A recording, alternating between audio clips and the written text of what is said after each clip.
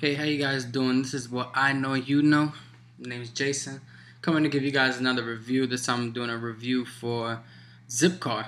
I had Zipcar for about, I say, 5 months now, and I really like it. It's a good program to rent a car. It's better than, I mean, for me anyway, it's better than using Enterprise, any car services like that, because I don't rent a car for long periods of time. I rent it for about 3-4 hours, and then I'm done. For some things like that, like if you're gonna rent, expensive cars like BMWs, Benz, cars like that, to me it won't be worth it because you end up spending like about $100 for like about 5 hours, because plus tax, all the fees, things like that. It hits you about almost $100, $80 for that. You rent a car from Enterprise or a place like that, and you rent it for a whole entire day. Now if you're gonna rent a regular car, like let's say I rented a Mazda, and it came out to $46, and I had it from 6 p.m. to 8:30 p.m. the next day. And that's because they have a little program here, and I'm gonna show you guys what it is. So basically, this is a Zipcar website. When you register here, you can register using a business or a college school. If you go to school, or you could just sign up normally. Now, normally you have an annual fee of $60, no monthly commitment, an application fee of $25. So this is so far before you even sign up to this website, you have to pay $85 straight up. That's what you pay before you even rent a car.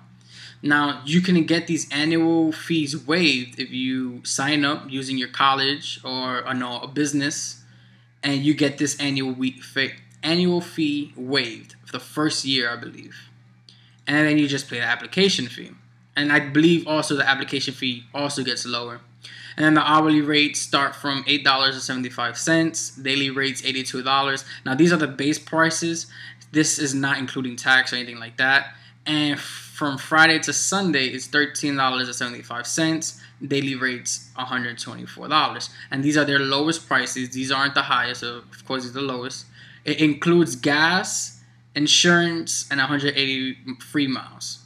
So basically 180 free miles, you get 180 free miles a day. So if you go over those 180 miles when you have that one day, you are charged per mile. And as you see right here on the bottom, additional mile, for every mile you go over the 180 they give you, it's 45 cents per mile. Now, the insurance that's includes a damage fee up to $750. So for example, let's say you crashed your car, you hit something, and the fees are like $5,000. You would only have to pay $750 out of that $5,000 of damage you did. Now let's say the fee was like, if you did damage that was like $300, then you pay the whole thing. That's $300. Now we could get into the fees and insurance a little bit later. And this right here that I explained at first was the occasional driving plan, which is no monthly commitments, basically like prepaid, if you want to call it that. Then you got the extra value plan. These extra value plans has no annual fee, but you do pay monthly, a $50 minimum. Application fee is $25, and a discount, if you want to call it that, is 10%. Now 10% to me is almost nothing. And these are, the lowest of the rate plans for value. Now we could also go here to see the extra value plans, and they do have more. They have the EVP, which you pay $50 a month. Yeah, and save 10%. They have the EVP $75, where you save 10%, and the monthly commitment is $75 a month. And if you don't use the whole $75, it will roll over for 1 month.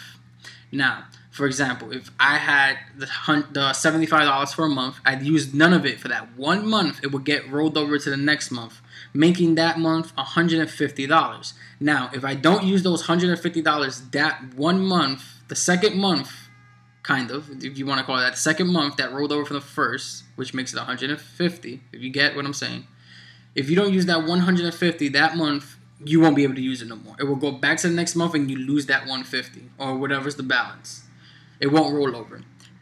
Then you got the EVP 125, which will let you roll over 2 months. Will be the same concept. You don't use it the first month, it will roll over. You don't use those 2 months, it will roll over the second month. You don't use it that month, it will get wiped out. That's the EVP 125, which is a $125 commitment. Now you got the EVP 250, which is also the rollover is 2 months. The application fee is $25. Monthly commitment is $250, but the driving discount is 15%. Now that 15%, if you use it a lot, then it will know you can see it. But 10%, which is on the first 3, is basically nothing, like $1 an hour you save, which is almost nothing. And yeah, that's pretty much how their plans go.